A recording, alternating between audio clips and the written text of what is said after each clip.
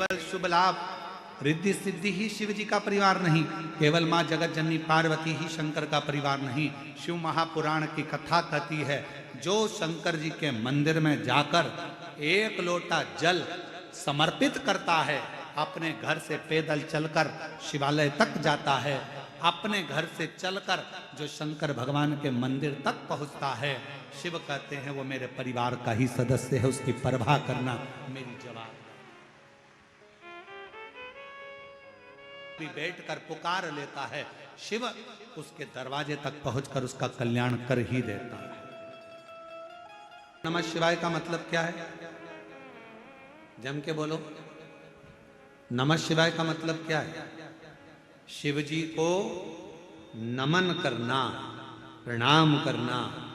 ओम नमः शिवाय का मतलब है मैं महादेव को, मैं शिव को संपूर्ण जगत में, ओमकार में, जल थल अग्नि आकाश वायु में समाहित शिव को मैं नमन करता हूं। ओम नमः शिवाय का मतलब है शंकर को नमन करना, नमः शिवाय का मतलब है शिव जी को नमन करना।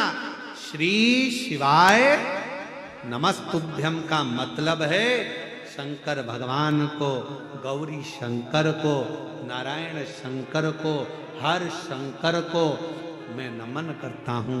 श्री शिवाय नमस्तुभ्यम, मैं शिव को नमन करता हूं। नमः शिवाय का मतलब भी शंकर को नमन है, ओम नमः शिवाय का मतलब भी शंकर को नमन है, श्री शिवाय नमस्तुभ्यम का मतलब भी शंकर को नमन है। मैं शंकर भगवान को नमन करता हूं। और शिवोहम का मतलब है सब में शिव समाया है, सबके भीतर शंकर बसा हुआ है, सबके। और जिस दिन आपको सबके अंदर शंकर नजर आने लगेगा ना, उस दिन आपके मुख से कभी गलत नहीं निकलेगा। कोई आपको गाली भी बक देगा ना, तो आपके मुख से अपशब्द नहीं निकलेगा। कोई आपको ताना भी दे देगा ना, तो आपके मुख से आड़ा टेढ़ा नहीं निकलेगा। कोई आपको कोस भी देगा, बद्दुआ भी दे देगा, श्राप भी दे देगा ना, तो भी आपके मुख से अपशब्द नहीं निकलेगा। क्यों? क्योंकि शिवो हम, शंकर तुम्हारे भीतर बैठा है ना, तो सब में शिव नजर आता है। तब ऐसा लगेगा शंकर की ही कोई लीला हो रही होगी, शंकर ही कर रहा होगा, शंकर ही करा रहा। हम तो निमित्त हैं। शिवो शिवो हम, शिवो हम, शिव। किसको गाली दी? मान लो तुम्हारे भीतर शंकर बैठा है, एक बात याद रखना, बहुत बहुत सावधानी का प्रसंग का स्मरण करिएगा। सनकादि ऋषि के चरणों में, सनकादि ऋषि की जंघा पर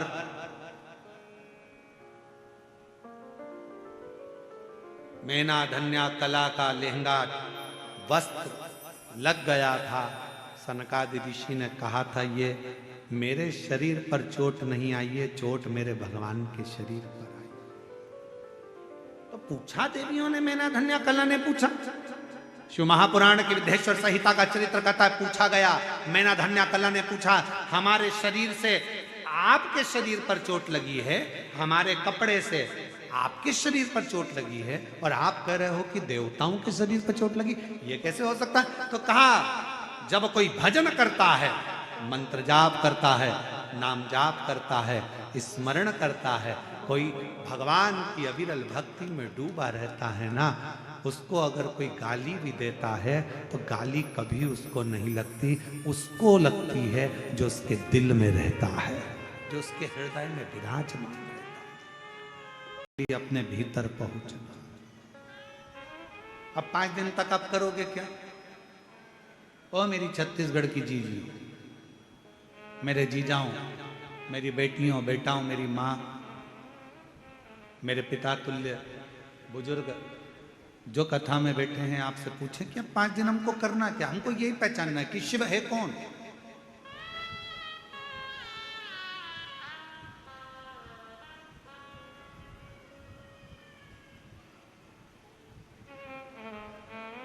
शिव को जानने का प्रयास करना है। शिव को पहचानने का प्रयास करना, भगवान शंकर को अपना बनाने का प्रयास करना। और हमने सारी दुनिया की वस्तुओं को संजोया। जो भगवान के निरंतर जाप में, अनुष्ठान में, भजन में, कीर्तन में, स्मरण में डूबा रहता है, उसका जवाब वो शिव भक्त, कोई गाली भी देता है, शिव भक्त जवाब नहीं देता। शंकर का भक्त कभी अपशब्द नहीं कहता, जवाब का इंतजार करता है, क्योंकि देर हो सकती है पर अंधेर नहीं हो सकती। वो एक दिन जवाब सबको देता। और तेरे दरबार की बाबा निराली शान देखी है, तुझे नहीं देखा पर जोगी भरी देखी है। मुख दुनिया मोड़े भोले तू मेरी लगी पड़ी तीनों संख्या में।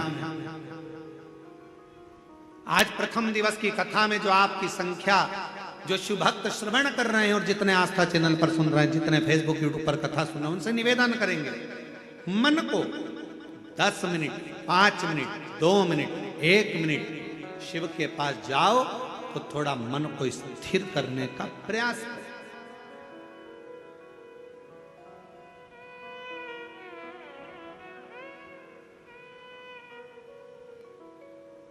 गुरुजी से मिलने जाओ, मन को स्थिर रखो। संत से मिलने जाओ, मन को स्थिर रखो। थोड़ी स्थिरता जरूरी है। कहीं सत्संग में बैठे हो, मन की स्थिरता जरूरी है।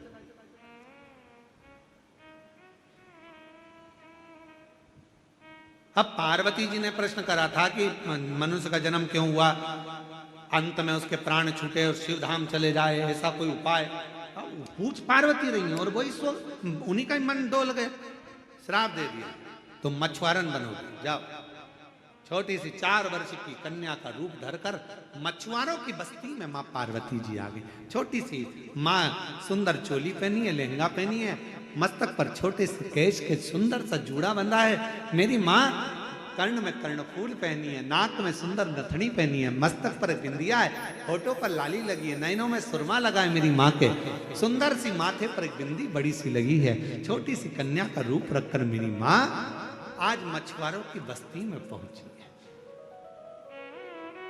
एक मछुआरा जो भगवान शिव की भक्ति में लगा रहता था, भजन में लगा रहता था,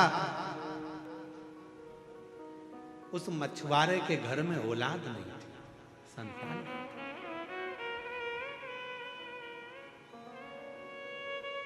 मछुआरा निकल रहा था, बच्ची रो रही थी, विचार करा क्या करा जाए।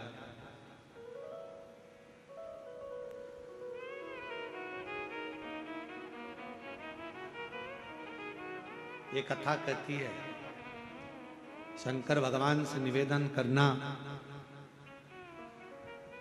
कि दुनिया का सहारा हमें मत दे। मेरे भोले बाबा से प्रार्थना करना कि दुनिया का सहारा हमें मत देना, पर हमारा हाथ ऐसा थाम लेना मेरे महाकाल कि मैं दुनिया का सहारा बन सकूं, ऐसी कृपा कर देना। आप बनो शिव की कृपा से, शंकर जी की कृपा से, करुणा से, उदारता से। वो चाहेगा जो हो सकता है।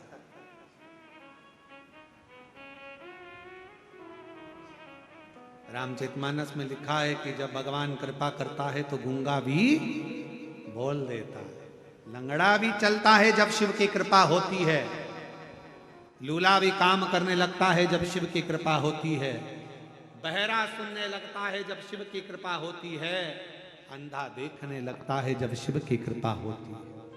और ना, उस दिन आपके मुख से कभी गलत नहीं निकलेगा। कोई आपको गाली भी बक देगा ना तो आपके मुख से अपशब्द नहीं निकलेगा। कोई आपको ताना भी दे देगा ना तो आपके मुख से आड़ा टेढ़ा नहीं निकलेगा। कोई आपको कोस भी देगा, बद्दुआ भी दे देगा, श्राप भी दे देगा ना, तो भी आपके मुख से अपशब्द नहीं निकलेगा। क्यों? क्योंकि शिवो हम, शंकर तुम्हारे भीतर बैठा है ना, तो सब में शिव नजर आता है। तब ऐसा लगेगा शंकर की ही कोई लीला हो रही होगी, शंकर ही कर रहा होगा, शंकर ही करा रहा। हम तो निमित्त है। शिवो शिवो हम, शिवो हम, शिवो।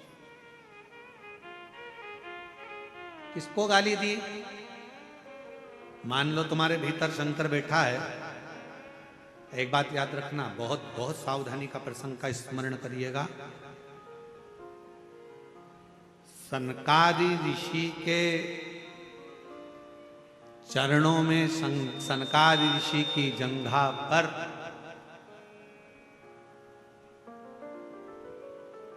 मैना धन्या कला का लहंगा वस्त्र लग गया था। सनकादि ऋषि ने कहा था, ये मेरे शरीर पर चोट नहीं आई है, चोट मेरे भगवान के शरीर पर आई। तो पूछा देवियों ने, मैना धन्या कला ने पूछा। शिव महापुराण की विद्येश्वर संहिता का चरित्र कहता है, पूछा गया, मैना धन्या कला ने पूछा, हमारे शरीर से आपके शरीर पर चोट लगी है, हमारे कपड़े से आपके शरीर पर चोट लगी है, और आप कह रहे हो कि देवताओं के शरीर पर चोट लगी, ये कैसे हो सकता है? तो कहा, जब कोई भजन करता है, मंत्र जाप करता है, नाम जाप करता है, स्मरण करता है, कोई भगवान की अविरल भक्ति में डूबा रहता है ना, उसको अगर कोई गाली भी देता है तो गाली कभी उसको नहीं लगती, उसको लगती है जो उसके दिल में रहता है, जो उसके शिव। कोई उसे भंगेड़ी कह देता है, कोई उसे गंजेड़ी कह देता है, कोई उसे बैरागी कह देता है, कोई उसे त्यागी कह देता है, कोई उसे जटा जूट वाला कह देता है, कोई उसे तंत्र कह देता है, कोई उसे मंत्र कह देता है, पर मेरा शंकर तो अड़भंगा, सबको स्वीकार कर कर सबका कल्याण कर देता है। वो शिव है, वो शिव।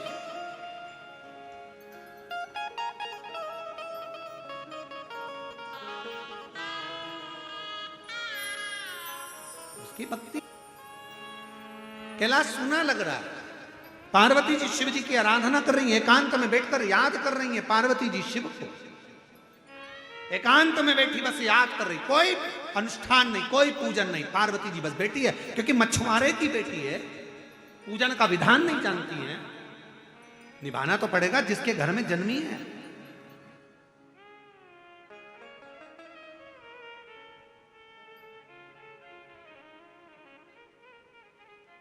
अनुष्ठान नहीं जानती पार्वती जी, मंत्र नहीं जानती पार्वती जी, पार्वती जी कोई तंत्र नहीं जानती, मंत्र नहीं जानती, क्योंकि मछुआरे के घर में जन्म ले ली,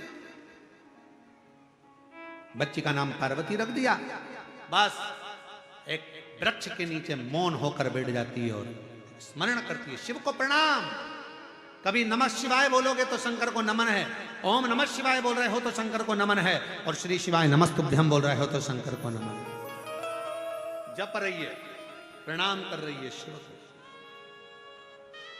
श्री शिवाय नमस्तुभ्यम आप दिन भर बोलते रहते हो, उसका मतलब ये शंकर को नमन करना, प्रणाम करना, बाबा को प्रणाम, बाबा को प्रणाम।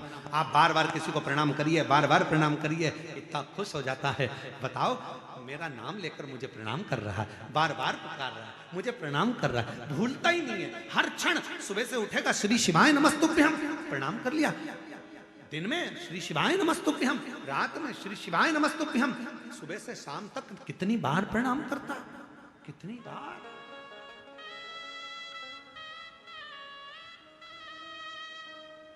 कितनी बार। श्री शिवाय नमस्तुभ्यम, श्री का स्मरण करते हैं। वो बच्चों का, दोनों बेटों का फोटो लगा रहा हूं, पहले बेटों का फोटो देखिए, दोनों बच्चों का फोटो देखिए, दोनों लड़कों का फोटो। बार बार प्रणाम करिए, बार बार नमन करिए, बार बार नमन करिए। आज एक बात बोलना चाहते हैं, बड़े ध्यान रखना उस बात का।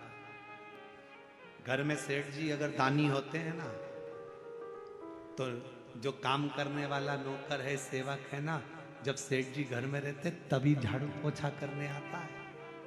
उसको मालूम है सेठ जी मुझे देखकर कुछ ना कुछ जेब में से निकाल कर दे दे।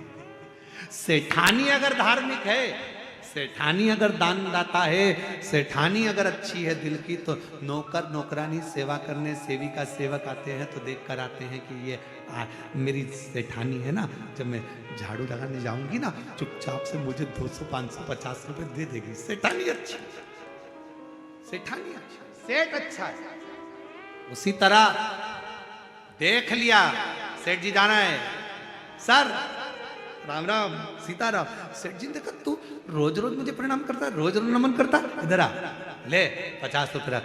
आप जा रहे हो घर के बाहर, कोई झाड़ू लगा रहा है, पोछा लगा रहा है, आपके सामने रोज आया था, आपने निकाल कर ले 50 रुपये रख, चाय पी लेना, ले 10 रुपये रख। अंदर से भाव मेरे शंकर भगवान को रोज रोज श्री शिवाय नमस्तुभ्यम, श्री शिवाय नमस्तुभ्यम। शंकर जी भी सोचेंगे सुबह से शाम तक एक ही काम बचा है, मेरे को ही प्रणाम करती रहती है, ले तुझे क्या चाहिए, तेरी झोली खुशियों से भर दे, ले आ मैं तुझे देता हूं। भगवान को याद कर रही है, याद करिए। केवल दरवाजे पर शुभ लाभ लिखने से काम नहीं चलेगा। दरवाजे पर कितना भी शुभ लाभ लिख लो उससे काम नहीं चलेगा। काम तब चलेगा जब अपने दिमाग में दूसरों के प्रति शुभ विचार लाओगे तो तुम्हारे घर में लाभ होना प्रारंभ हो जाएगा। हम अपनी बुद्धि में शुभ विचार ही नहीं ला रहे।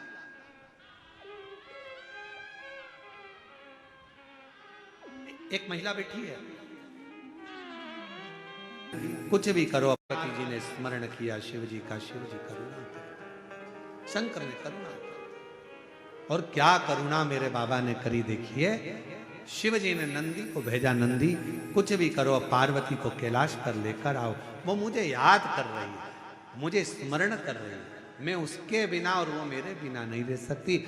नंदी ने आकर हाल चाल देखे तो पार्वती जी से निवेदन करा, माँ बाबा आपको याद कर रहे हैं, चलिए। पार्वती जी ने कहा मैं मृत्यु लोक में एक परिवार की बेटी हूं, बेटी अगर ऐसी चली जाएगी तो माँ बाप को कितना सुनना पड़ेगा। अगर घर की बेटी ऐसे चले जावे तो माँ बाप को कितना सुनना पड़ता है। लोग गलत गलत बात कहते हैं, गलत गलत शब्द कहते हैं, मैं ऐसे नहीं जा सकती, मैं ऐसे नहीं जाऊंगा।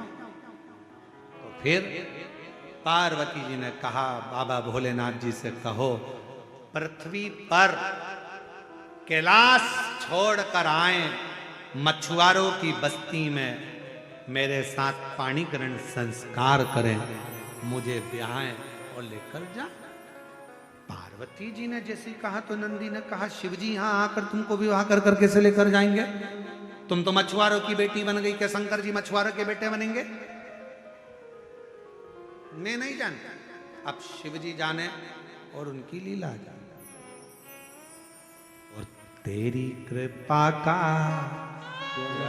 भरोसा अब किस पर हो जाए, जरा सी हम पर कर दो, जरा सी हम पर कर दो। जिस पर भी हो गई तेरी कृपा करुणा वो भव पार हुआ, भव पार हुआ।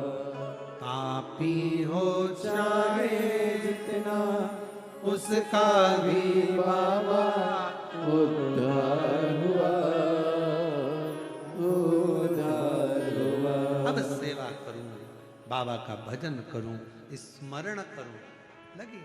शिव जी से जाकर कहो पार्वती जी को बिहाना लेकर जाना। अगर मैं अपना घर छोड़कर भगवान शंकर के धाम जाऊंगी, ऐसे ही चली जाऊंगी, मेरे माता पिता को सुनना पड़ेगा, मेरे माता पिता को शब्द सहन करना पड़ेंगे, मेरे माता पिता को लोगों के बोल सहना पड़ेंगे,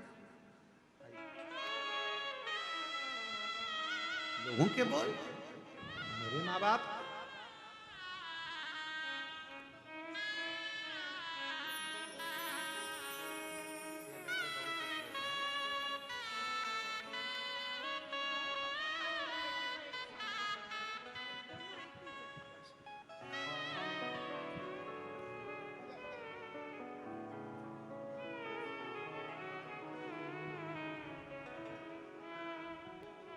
आओ भोले बाबा से कहो। लेकर आ गए, कहा मछुआरे से मैंने पकड़ ली मछली, अब पार्वती को ब्याह दो मेरे साथ। तब मछुआरे ने पार्वती जो मछुआरन का रूप ली थी उनके साथ शिव जी का पाणी ग्रहण संस्कार कर दिया। शिव जी ब्याह कर लिया। एक विश्वास, एक भरोसा, जैसे बिंदुक प्राणों को त्याग दिया, चंचुला ने शिव भक्ति को धारण कर लिया। स्वयं शंकर पार्वती ईश्वर गोरा बनकर शंकर भगवान की पवित्र कथा के यजमान बनकर शंकर पार्वती जाकर उस कथा का लाभ लेते हैं। जोरदार ताली बजाएं, ईश्वर गोरा जी आ रहे हैं। जो बस थोड़ी सी अभिमत्ता दूर हो, थोड़ा सा अभिमान दूर हो, थोड़ा सा अहंकार दूर हो, थोड़ी सी अभिमत्ता दूर होगी, अहंकार दूर होगा, परमात्मा हमारे करीब में आ जाए, शिव हमारे पास में आ जाए।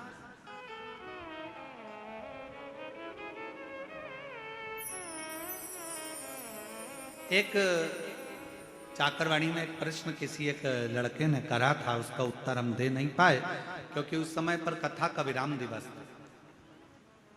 एक लड़के ने प्रश्न करा चाकरवाड़ी में, क्यों गुरुजी भगवान हमारे शरीर में हमारा कल्याण करने के लिए भगवान हमारे मन में बाहर से आता है क्या?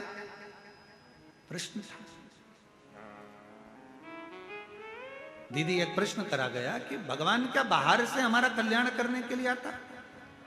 पर शिव महापुराण, शिवोहम शिव महापुराण की कथा कहती है, जैसे पत्थर में चिंगारी अंदर रहती है, लकड़ी में चिंगारी अंदर रहती है, कपड़े में चिंगारी अंदर रहती है, शरीर में चिंगारी अंदर रहती है, उसी तरह जब हमारा जन्म होता है, जन्म से मृत्यु तक हमारा शंकर हमारे हृदय में सदा सदा के लिए विराजमान है।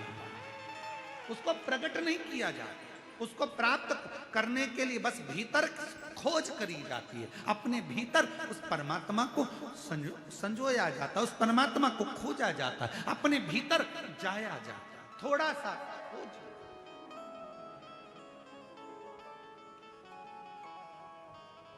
आप लोगों में से किसी को बोतल चढ़ी है क्या? बोतल, वो इंजेक्शन बोतल, हाथ तो उठाओ किस किस को चढ़ी है?